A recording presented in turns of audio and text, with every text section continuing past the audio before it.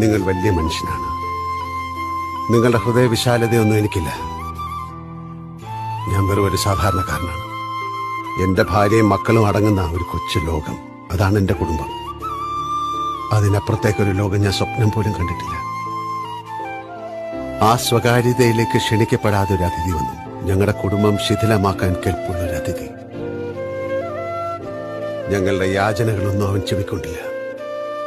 എന്ത് ചെയ്യണമെന്നറിയാതെ നിന്ന വെപ്രാളത്തിൽ പറ്റിയ ചെറിയൊരു കയ്യബദ്ധം.